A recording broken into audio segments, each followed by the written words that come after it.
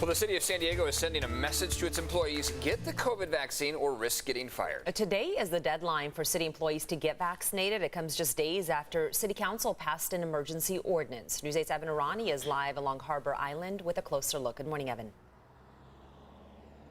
Good morning. That's right. That ordinance that was passed 8-1 by the city council required that city employees be vaccinated by today, including San Diego police officers, 90% of whom said that getting that vaccine would be an individual choice of theirs, and a big percentage that currently are unvaccinated or at least have not shown proof of vaccination to their employer. Now, important to keep in mind that the San Diego Police Union has said along the way they already have a deficit as far as their officers go, and they don't want to see now hundreds potentially of their officers laid off.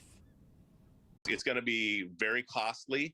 Cost a little over $190,000 per officer to get them through their first year.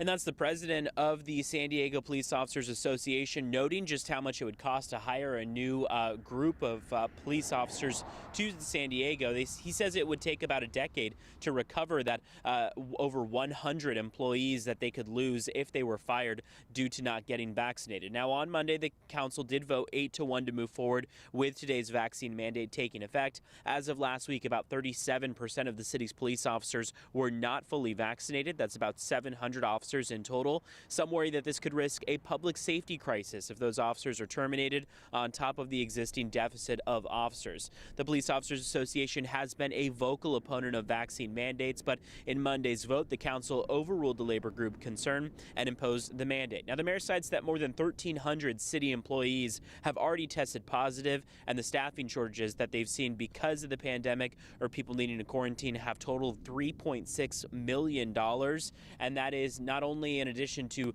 the number of police academies that they've had to postpone or cancel due to positive COVID cases, but they've had to do the same for firefighters as well. So Mayor Todd Gloria says this really comes down to a public safety issue. Now, anyone who has not shown proof of vaccination as of today will now have 30 days to do so. If they do not do so, they will need to submit a religious or personal exemption. No word yet on how the city plans on accepting those requests or if they've even gone through them. The people that we've talked to who have submitted religious or personal exemptions say they haven't heard back from their employers.